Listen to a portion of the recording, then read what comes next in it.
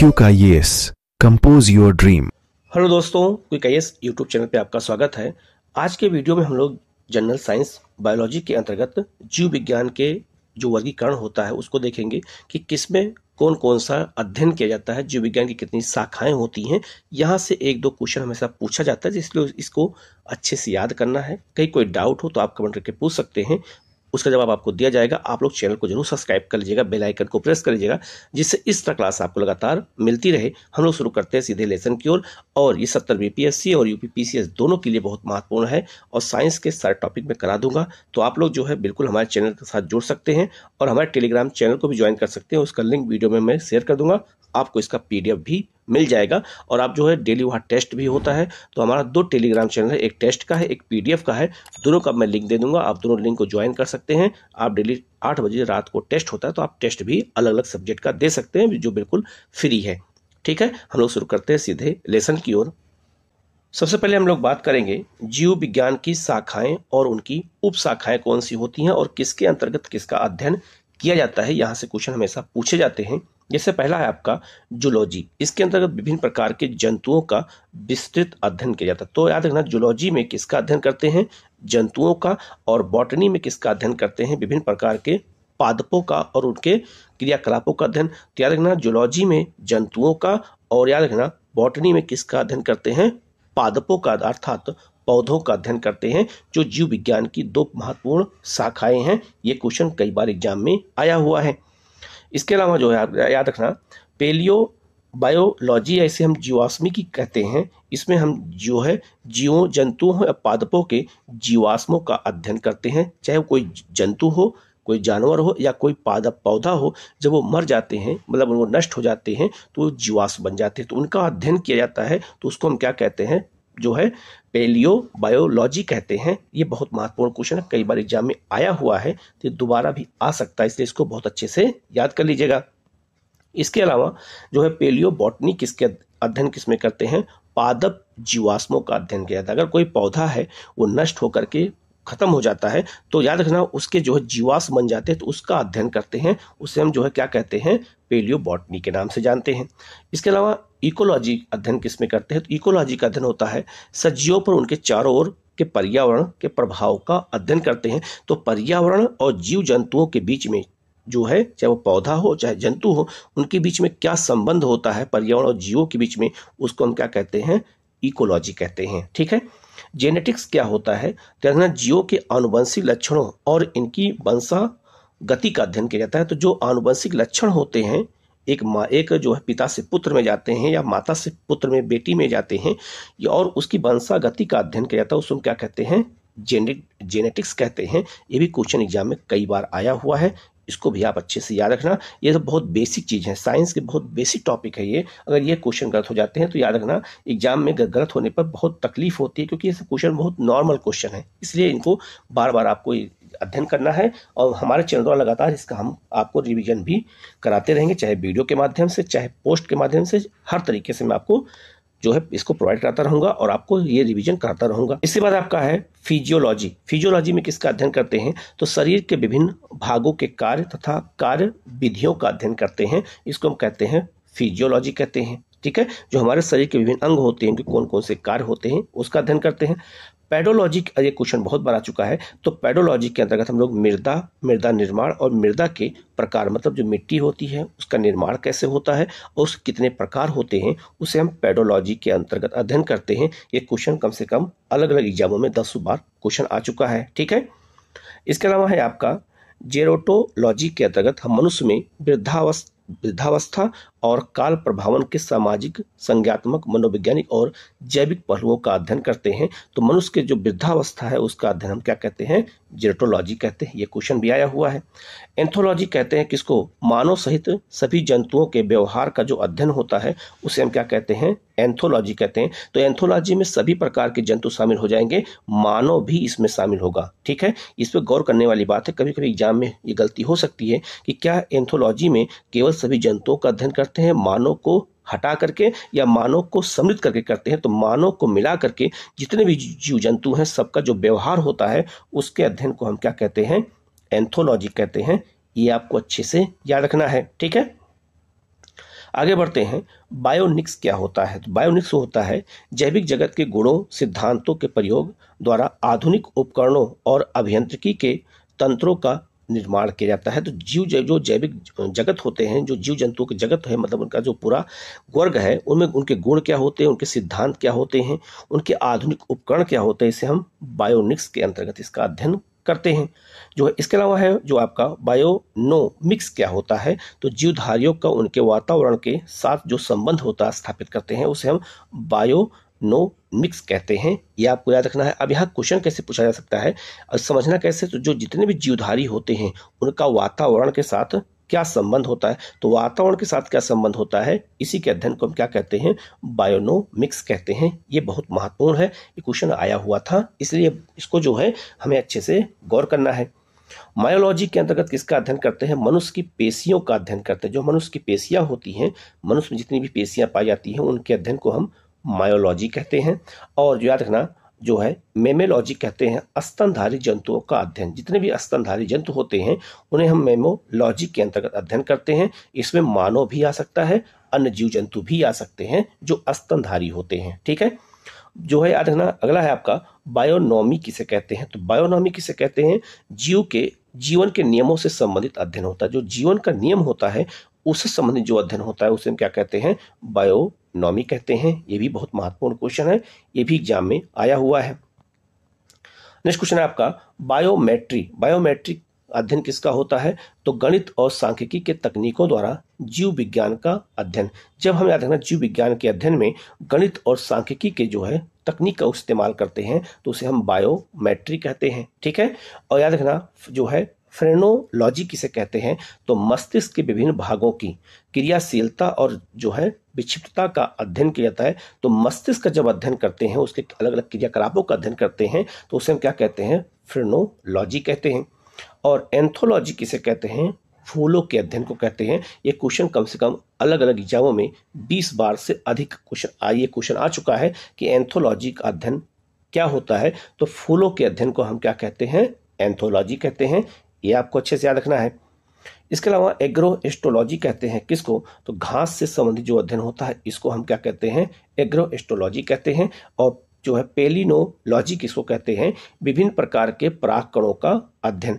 ये परागकण अगर नहीं होगा तो पौधों में बीज नहीं बनेंगे, तो उससे जो है फसलों का उत्पादन नहीं हो सकता। तो परागकण कौन कौन करते हैं? तो पक्षी करते हैं, हवा द्वारा होता है, तितली करती है, या बहुत सारे कीड़े मकोड़े भी करते हैं। तो परागकण अगर नहीं होगा तो बीज नहीं बन पाएंगे। तो जो परागकण होता है फूलों में, उसके अध्ययन को क्या कहते हैं? पेलिनोलॉजी कहते हैं। ये भी क्वेश्चन बहुत महत्वपूर्ण है, पूछा गया है। ठीक है, आगे बढ़ते हैं। जो है ऑन्कोलॉजी किसे कहते हैं? तो ऑन्कोलॉजी कहते हैं कैंसर व संबंधित ट्यूमर का अध्ययन। जब हम कैंसर और ट्यूमर का अध्ययन कहते हैं तो उसे क्या कहते हैं? ऑन्कोलॉजी कहते हैं। और टेरोटोलॉजी किसे कहते हैं? तो शारीरिक विज्ञान में आने वाली असमानताओं का अध्ययन करते हैं। जब हमारे शरीर में असमानता, विकास में असमानता आ जाती है तो उसे हम जो है टेरोटोलॉजी कहते हैं। जैसे आपने देखा होगा बहुत सारे मानव ऐसे होते हैं जिनके कद का विकास, शरीर का विकास बहुत ज़्यादा नहीं हो पाता है। कुछ लोगों के शरीर का विकास बहुत ज़्यादा हो जाता है, बहुत ज़्यादा लंबे हो जाते हैं। बहुत से लोग बहुत कम लंबे होते हैं, वो या उनके शरीर में अलग अलग अंगों का ग्रोथ नहीं हो पाता है। तो उसके लिए हम अध्ययन किसको कहते हैं? टेरोटोलॉजी का अध्ययन करते हैं। ये भी बहुत ही महत्वपूर्ण है। इसके अलावा है आपका जो है कॉन्ड्रोलॉजी का अध्ययन करते हैं। उपास्थि से संबंधित अध्ययन, जो उपास्थियां होती हैं उससे संबंधित अध्ययन को हम इसमें अध्ययन करते हैं।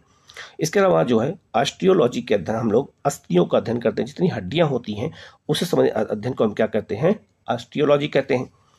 सेरोलॉजी कहते हैं इसको हम। रुधिर सीरस जो है सीरम का वैज्ञानिक अध्ययन होता है। रुधिर सीरम का जो वैज्ञानिक अध्ययन होता है उसको हम क्या कहते हैं?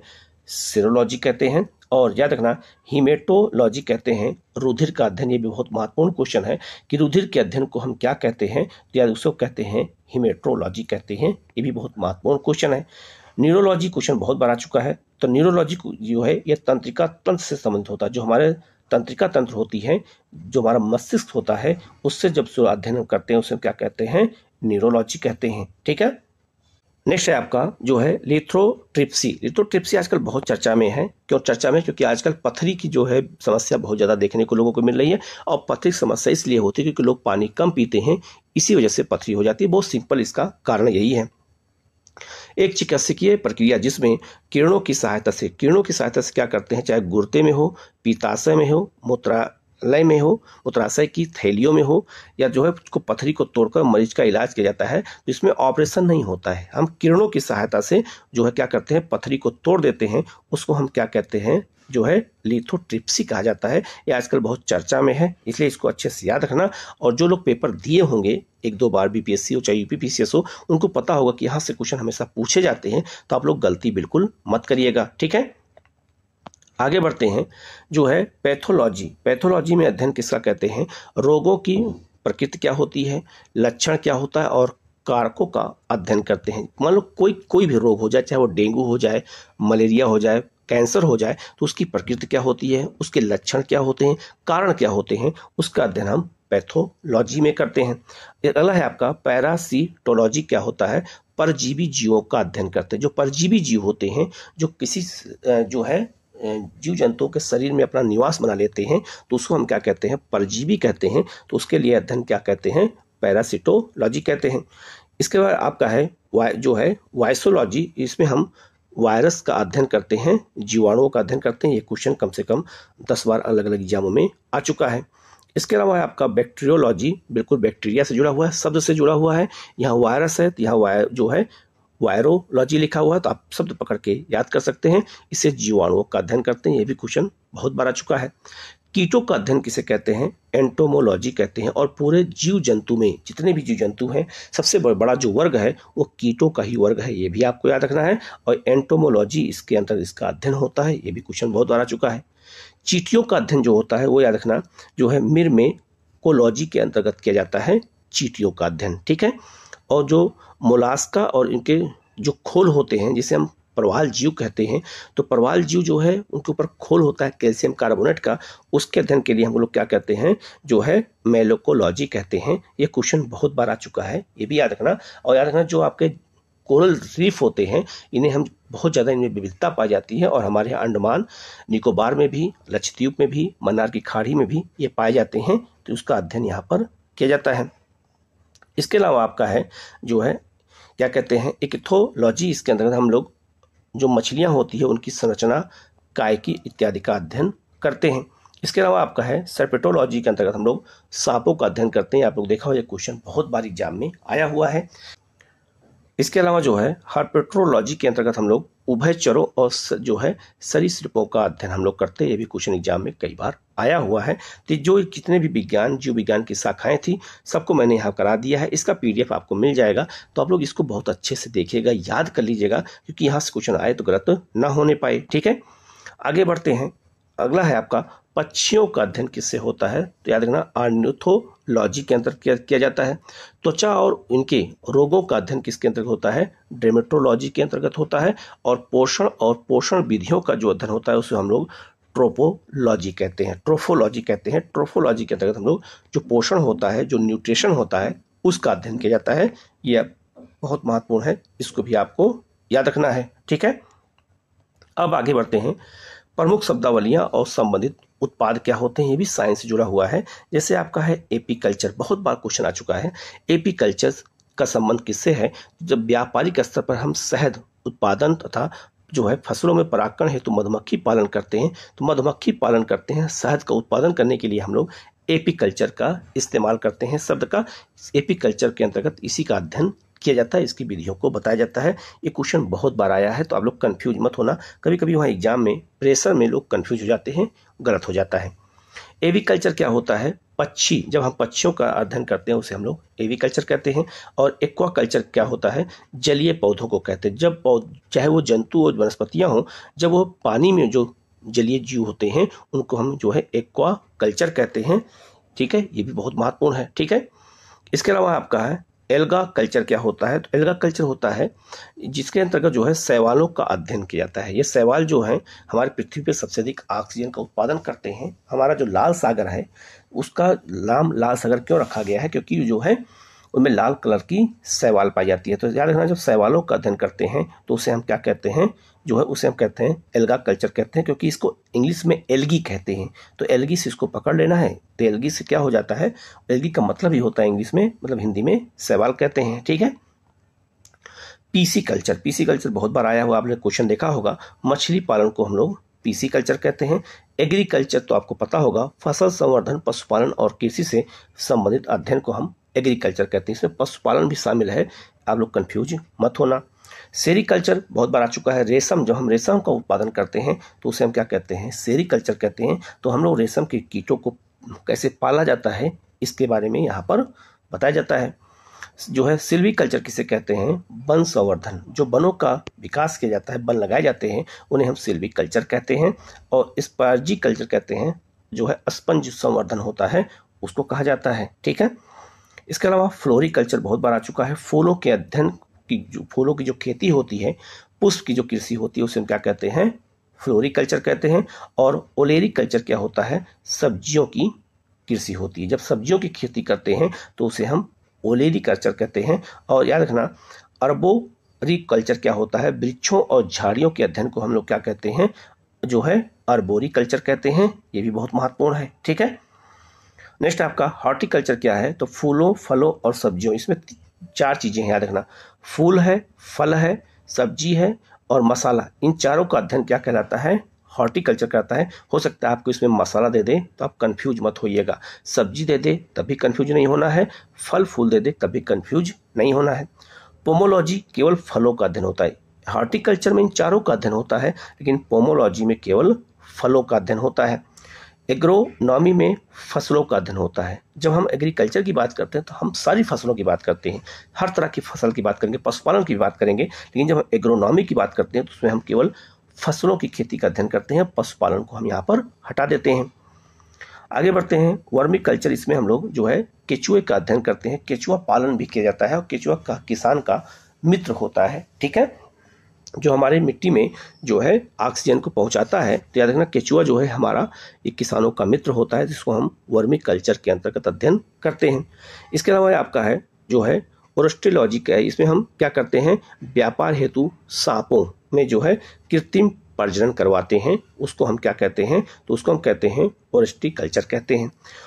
ओलीकल्चर क्या होता है? जैतून का उत्पादन, संरक्षण और व्यापार। तो जैतून जो होता है, इससे तेल निकलता है, जैतून का तेल भी आता है। तो याद रखना, जैतून जो पेड़ होता है ये भूमध्य सागरीय, भूमध्य रेखीय नहीं, भूमध्य सागरीय जलवायु का पौधा होता है। याद रखना, जैतून का तेल बहुत महत्वपूर्ण है, यूरोप में बहुत ज़्यादा होता है और इसे हम जो है ओलीकल्चर के नाम से जानते हैं, ठीक। जैतून से जुड़ा हुआ एक आपको हम बहुत अच्छी जानकारी दे देते हैं, जिससे आपको याद हो जाएगा।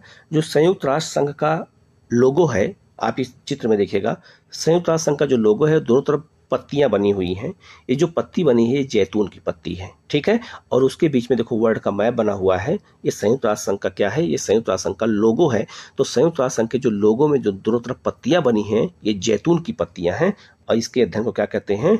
ओलीकल्चर कहते हैं। और जैतून भूमध्य सागरीय जो है वनस्पति का ये पौधा है।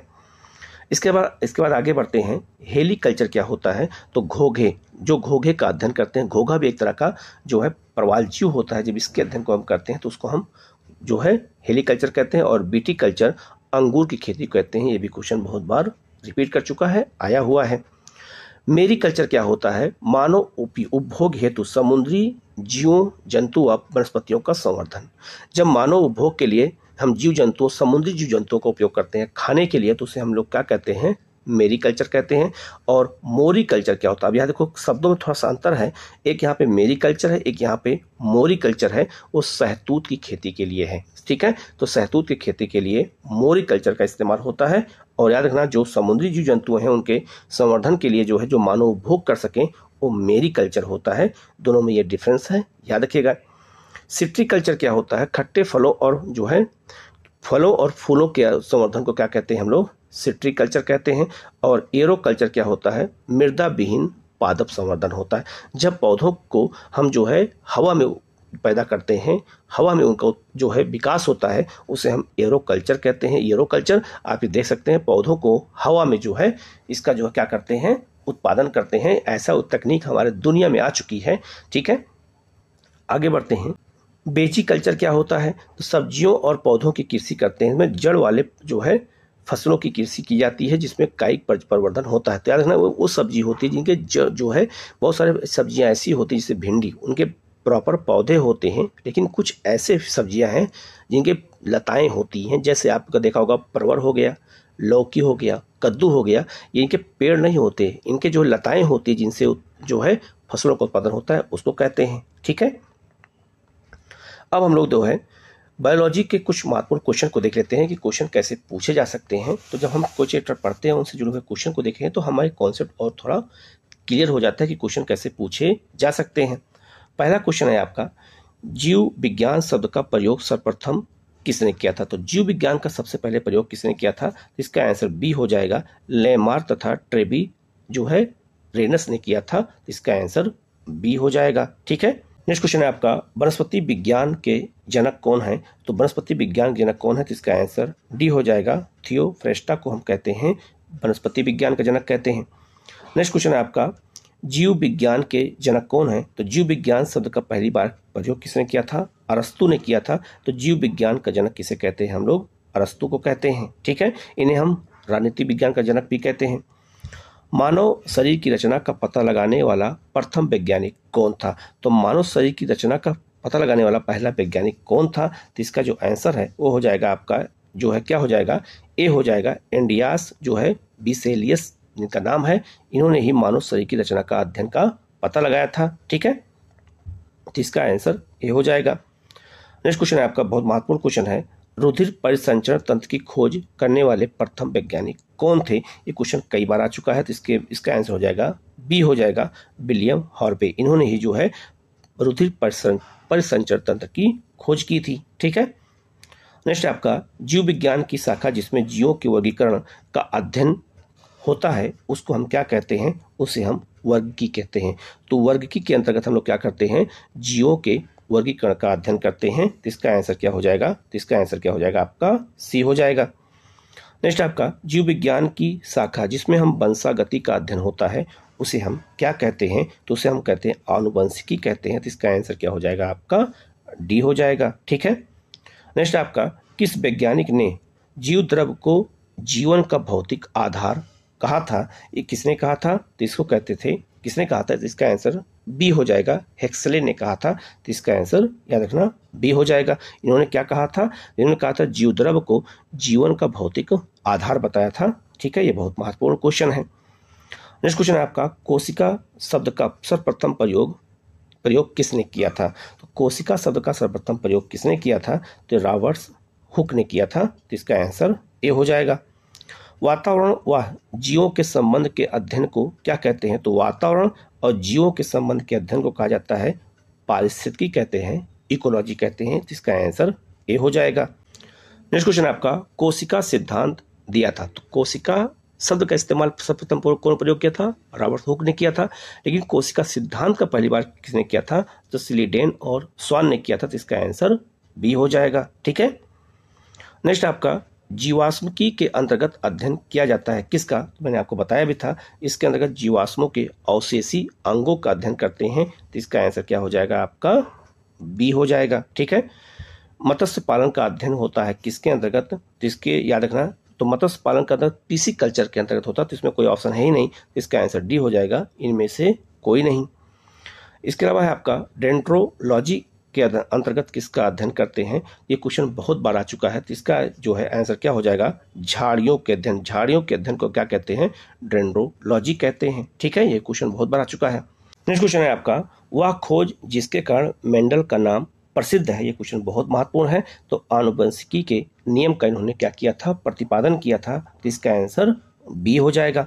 नेक्स्ट क्वेश्चन है आपका, जीव विज्ञान में वर्तमान शताब्दी की सबसे अधिक महत्वपूर्ण खोज क्या है? तो एंटीबायोटिक्स। जो एंटीबायोटिक्स दवाएं हैं इनकी जो खोज है वो जीव विज्ञान की वर्तमान शताब्दी की सबसे महत्वपूर्ण खोज है। ये आपको याद रखना, ये बहुत महत्वपूर्ण क्वेश्चन है, ये पूछा जा सकता है। ठीक है, नेक्स्ट क्वेश्चन है आपका, एक स्वस्थ मनुष्य के रक्त में प्लेटलेट्स जो है प्लेटलेट्स काउंट कितना होना चाहिए? तो याद रखना, इसका आंसर ए हो जाएगा, जो है 1.5 लाख से लेकर 4.5 लाख प्लेटलेट्स प्रति माइक्रोलीटर होना चाहिए। तो अगर आपसे क्वेश्चन ये भी पूछा जा सकता है कि प्लेटलेट्स को किस में मापा जाता है? तो माइक्रोलीटर में मापते हैं। तो इसका आंसर क्या हो जाएगा आपका? ए हो जाएगा। और याद रखना, ये प्लेटलेट्स घटता क्यों है? तो डेंगू, जब किसी को डेंगू हो जाता है तब प्लेटलेट्स की संख्या धीरे धीरे घटने लगती है। तो इसका मिनिमम कितना होना चाहिए? 1.5 लाख, और अधिकतम कितना होना चाहिए? 4.5 लाख होना चाहिए। ये बहुत महत्वपूर्ण क्वेश्चन है, क्योंकि डेंगू की समस्या बहुत ज़्यादा इस समय हमारे देश में है। तो क्वेश्चन हो सकता है, पूछा जा सकता है। ठीक है, इसको अच्छे से याद रखिएगा। ठीक है, नेक्स्ट क्वेश्चन है आपका, जीव विज्ञान के प्राकृतिक वर्ण मत का प्रतिपादन किसने किया था? तो किसने किया था? डार्विन ने किया था। तो इसका आंसर बी हो जाएगा। शरीर पर हार्मोन्स का प्रभाव क्या होता है? तो शरीर पर हार्मोन्स का क्या प्रभाव होता है? तो ये हो जाएगा याद का आपका विभिन्न अंगों के पर कार्यों का समन्वय करता है। कौन? हार्मोन्स करता है। तो इसका आंसर क्या हो जाएगा? आपका डी हो जाएगा। नेक्स्ट आपका, जीव विज्ञान की कौन सी शाखा पौधों और जंतुओं दोनों के लिए प्रयुक्त होती है? तो आपका क्या हो जाएगा? वर्गीकरण का विज्ञान। वर्गीकरण के विज्ञान के अंतर्गत हम लोग पौधों और जंतुओं दोनों का अध्ययन करते हैं। तो इसका आंसर क्या हो जाएगा? बी हो जाएगा। चिकित्सा शास्त्र के जनक किसे कहते हैं? चिकित्सा शास्त्र का जो जनक है वो कौन है? तो याद रखना, ये आपका है हिप्पोक्रेटस है। तो इसका आंसर क्या हो जाएगा? आपका ए हो जाएगा। आधुनिक वर्गीकी के जनक किसे कहते हैं? तो आधुनिक वर्गीकी के जनक हैं, ये कौन है? तो याद रखना, ये आपका है कैरोलस लीनियस है। तो इसका आंसर सी हो जाएगा। ये सारे क्वेश्चन बार बार पूछे जाते हैं, इसलिए इनको बहुत अच्छे से याद करना है आपको जरूरी है। नेक्स्ट आपका जंतु विज्ञान। ठीक है, जंतु विज्ञान जूलॉजी अध्ययन करता है किसका? तो जंतु विज्ञान के अंतर्गत हम लोग जीवित और मृत जानवरों दोनों का अध्ययन करते हैं। तो इसका आंसर क्या हो जाएगा? आपका सी हो जाएगा। केवल जीवित नहीं अध्ययन करते हैं, जो जानवर मृत हो जाते हैं हम दोनों का अध्ययन करते हैं, चाहे वो जिंदा हो और चाहे मर गए हो। तो इसका आंसर क्या हो जाएगा? सी हो जाएगा। ये क्वेश्चन थोड़ा कंफ्यूजन का है, लोग कंफ्यूज हो सकते हैं। ठीक है, फूलों के अध्ययन को क्या कहते हैं? तो फूलों के अध्ययन को क्या कहा जाता है? एंथोलॉजी कहते हैं। ठीक है, कीटों के अध्ययन को क्या कहते हैं? तो कीटों के अध्ययन को क्या कहते हैं? एंटोमोलॉजी कहते हैं। ठीक है, नेक्स्ट आपका रेशम कीट पालन को क्या कहते हैं? तो रेशम कीट पालन को हम लोग क्या कहते हैं? सेरीकल्चर कहते हैं। ठीक है, इसके अलावा है मधुमक्खी का उपयोग किया जाता है किसके लिए? तो शहद उत्पादन के लिए हम किसका उपयोग करते हैं? एपीकल्चर का उपयोग करते हैं। ठीक है, सब्जी के लिए काम आने वाले पौधों के अध्ययन को हम लोग क्या कहते हैं? तो इसे हम लोग ओलेरीकल्चर कहते हैं। तो इसका आंसर क्या हो जाएगा? आपका डी हो जाएगा। नेक्स्ट क्वेश्चन है आपका, जेनेटिक्स निम्न में से किसका अध्ययन है? तो जेनेटिक्स के अंदर किसका अध्ययन करते हैं? आनुवंशिकता और विचरण का अध्ययन करते हैं। तो इसका आंसर क्या हो जाएगा? आपका डी हो जाएगा। और पेडोलॉजी निम्न वैज्ञानिक अध्ययन से संबंधित है। तो पेडोलॉजी के अंतर्गत हम किसका अध्ययन करते हैं?